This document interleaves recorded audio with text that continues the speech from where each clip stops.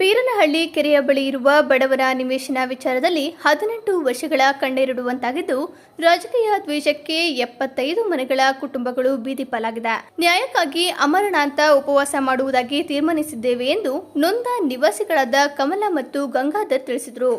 ಬೀದಿ ಪಾಲಾಗಿದ್ವಿ 18 ವರ್ಷಗಳ ಕಾಲದಲ್ಲಿ. ನಮಗೆ ಯಾವ ಅಧಿಕಾರಿಗಳು ಕೂಡ ನಮಗೆ ಸ್ಪಂದಿಸಿಲ್ಲ. ಕಷ್ಟನ ನಮ್ಮ ಕಣ್ಣೀರು ಕೂಡ ಅವರಿಗೆ ಸ್ಪಂದಿಸ್ತಾ ಇಲ್ಲ. ಅಲ್ಲಿ ಕೇಳಿದರೆ ಅಲ್ಲಿ ಹೋಗಿ ಯಾವ ಆಫೀಸಿಗೆ ನಮಗೆ ಸಂಬಂಧಪಟ್ಟಿಲ್ಲ ಅಂತಾರೆ, ಇನ್ನೊಂದು ಆಫೀಸಿಗೆ ಹೋಗಿ ಕೇಳಿದಾಗ ನಮಗೆ ಸಂಬಂಧಪಟ್ಟಿಲ್ಲ ಹೋಗಿ ಅಂತಾರೆ.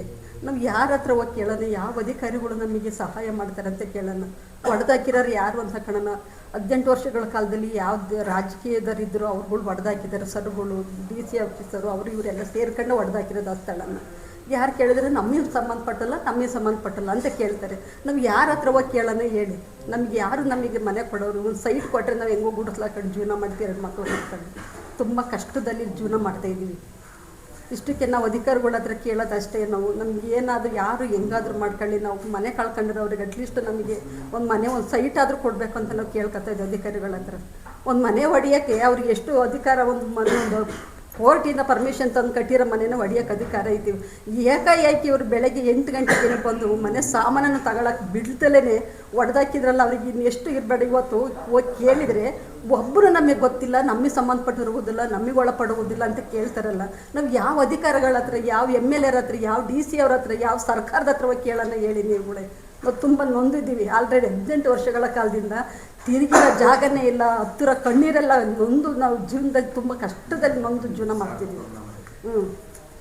ಸರ್, ಈಗ 2007ರಲ್ಲಿ 75 ಮನೆಗಳು ದಿನದಿಂದ ಈ ದಿನದವರೆಗೂ ನಡೀತಾನೆ ಇದೆ ನಮ್ದು. ಸರ್ ಅವತ್ತಿನ ಪರಿಸ್ಥಿತಿ ಅರ್ಧ ಜನ ಸತ್ತು ಹೋಗ್ಯವ್ರೆ. ನಾವು ಎಷ್ಟು ಸರಿ ಹೇಳ್ತೀನಿ ಕೇಳಿ, ಎಷ್ಟು ಸರಿ ನಾವು ರೇವಣ್ಣವ್ರ ಮನೆಗೆ ಹೋಗಿದ್ದೀವಿ ಅಂದ್ರೆ 6 ಗಂಟೆ ಎದುರುಗಡೆ ನಾವು ಸ್ಟ್ರೈಕ್ ಮಾಡಿದ್ದೀವಿ. ಒಂದಿನ ಬೆಳಗ್ಗೆ 8 ಗಂಟೆಯಿಂದ ಸಂಜೆ 6 ಗಂಟೆವರೆಗೂ ಪುರಿ ತಿನ್ಕೊಂಡು ಲಗಿನಲ್ಲಿ ಕೂತಿದ್ವಿ DC ಆಫೀಸಲ್ಲಿ. DC ಅವರು ಕೂಡ ನಮಗೆ ಸ್ಪಂದಿಸಿಲ್ಲ. ಟಿವಿ ನೋಡಿದ್ದಾರೆ, ಯಾಕೆ ಇಷ್ಟು ಜನ ಕೂತವ್ರೆ, ಇವ್ರಿಗೆ ನಾವ್ ಏನ್ ಪರಿಹಾರ ಕೊಡ್ಬೇಕು, ಇವ್ರು ಏನಾಗಿದ್ದಾರೆ ಅಂತ ಒಬ್ರು ಅಧಿಕಾರಿಗಳು ನಮ್ಮ ಬಗ್ಗೆ ತಲೆ ಕೆಡಿಸ್ಕೊಂಡಿಲ್ಲ. ಈಗ ನಾವು ಈಗ ಇದಕ್ಕೆ ನಮಗೆ ನ್ಯಾಯ ಸಿಗ್ಲಿಲ್ಲ ಅಂದ್ರೆ ಉಗ್ರ ಹೋರಾಟ ಮಾಡ್ತೀವಿ, ಓಡ್ತೀವಿ.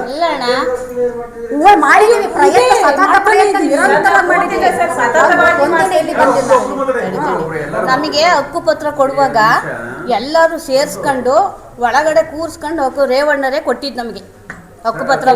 ನಿಮಗೆ ಎಲ್ಲ ಕೂತಿಲ್ಲ ಸರ್, ನಾವ್ ಎಲ್ಲಾ ಕಡೆ ಹೋಗಿದೀವಿ, ಹೋರಾಟ ಮಾಡ್ತಾನೆ ಇದ್ದೀವಿ. ನಾವು ಮಾಹಿತಿ ಹಕ್ಕಲ್ಲಿ ನೋಡಿ ಇಷ್ಟೆಲ್ಲ ಮಾಹಿತಿನ ಕೇಳಿದ್ದೀವಿ.